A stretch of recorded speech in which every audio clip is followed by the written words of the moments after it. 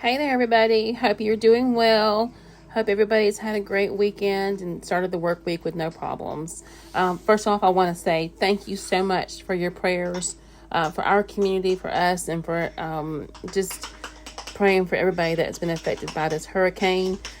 We did lose power only for a couple of hours, though we were lucky. They fixed ours rather quickly because the tree that had fallen on the power lines was going to take down 4 poles.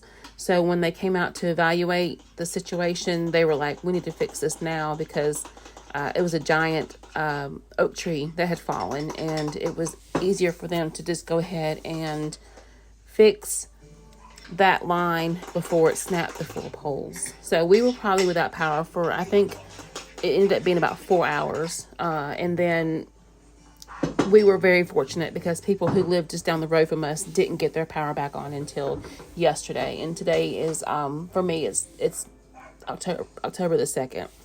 So they did have to wait a couple of days. Piper and I are doing fine. We did go to town. Lots of trees, lots of devastation. But again, we are blessed.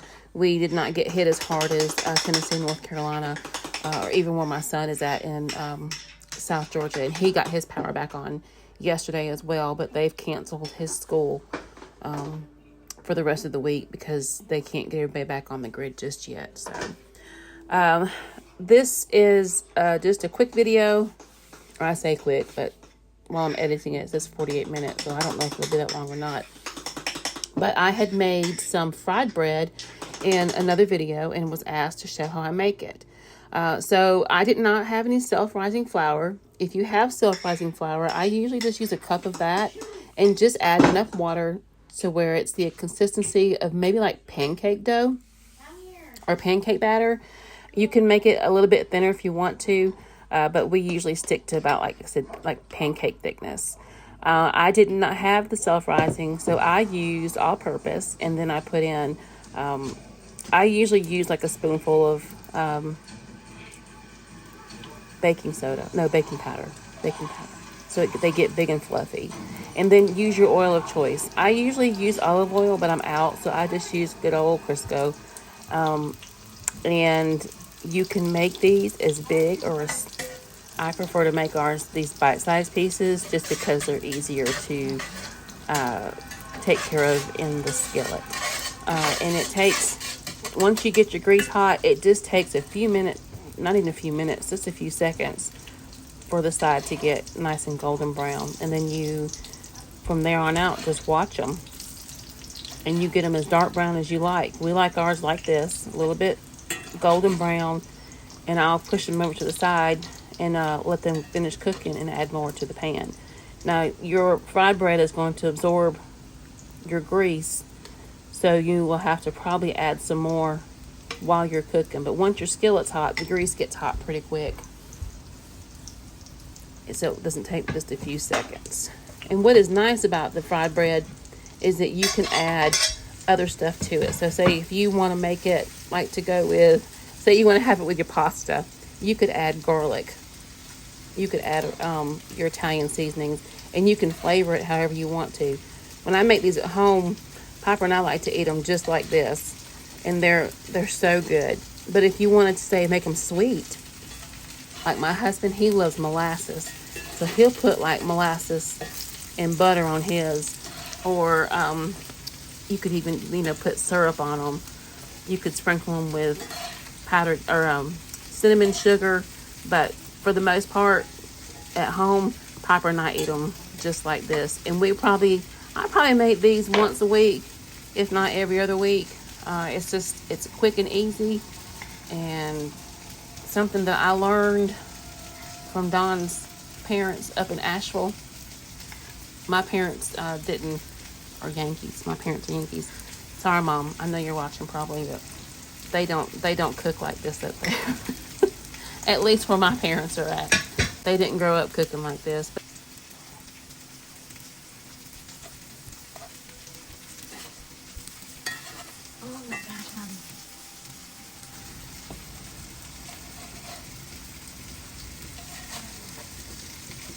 But it is so simple, so easy. It's just, that's it. I mean, it's So good. And you can make a lot. That 1 cup of flour makes a lot.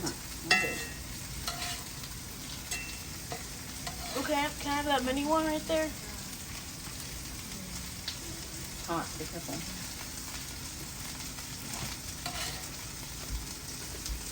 Thanks, Mommy. You're welcome. Mom, you know what we should do? Put sugar in our bowl and cover these in sugar. Make them like donuts. Yeah.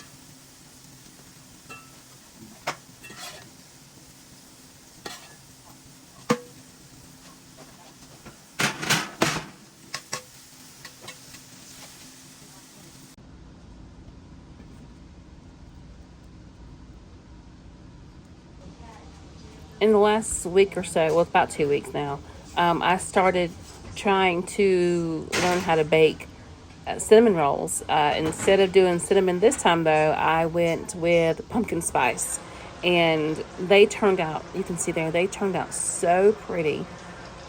Baking is something that I have struggled with forever. It's not something I've ever done well.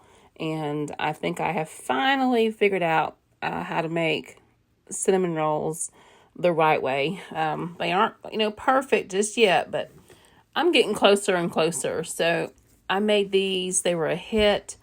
And I'm just making just a basic powdered sugar glaze for them. So it's powdered sugar, some butter, vanilla, and pinch of salt with some milk.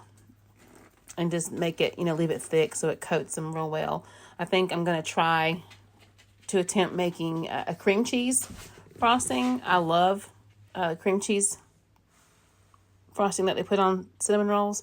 So I think I'm going to try that next. So if you have a favorite recipe that you like, let me know below which one is your favorite. This was good with just the traditional, but I think cream cheese would just take it over the top. When I was frosting these, Piper had been in her room, or she'd been outside pretty much the whole time I was making these, and so she didn't really know I was making the cinnamon rolls or the pumpkin rolls.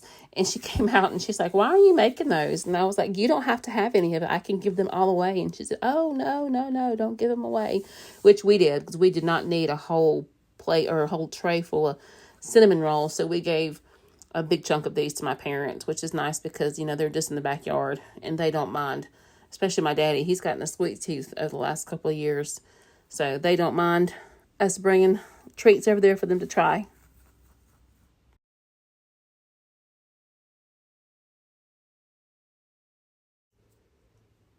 These turned out really nice and fluffy. The dough was just perfect. I think what works better for me is that I'm using milk instead of using water when I make my mixture up. And I use active yeast, so it doesn't have to sit and bloom, but I've started letting it do that as well. And I think that's, really been one of the big differences in the way that my dough and the rolls have been turning out. So I'm going to make some more this weekend. And if you guys want the video, just let me know.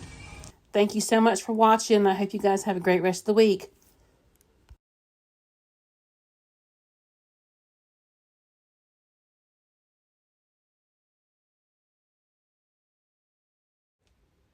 The frosting that I made for these was just the basic frosting using powdered sugar, milk, a little bit of butter, a pinch of salt, and then vanilla just to get the right consistency.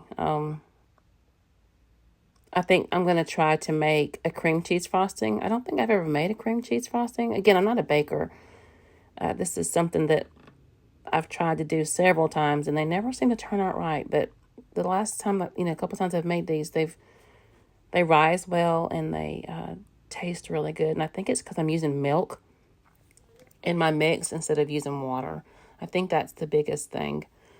But anyways, yeah. So I think next time we'll try a cream cheese frosting. So if you have a good recipe for one, let me know. Drop it down in the comments.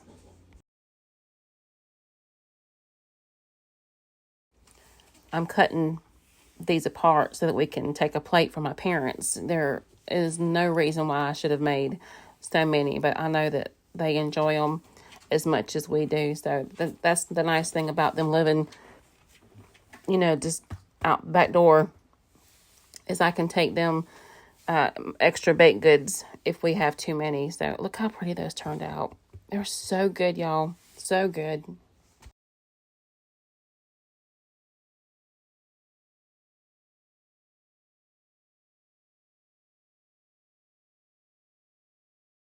I want to thank you guys for stopping by today, and I hope you have a great week. Thanks for watching.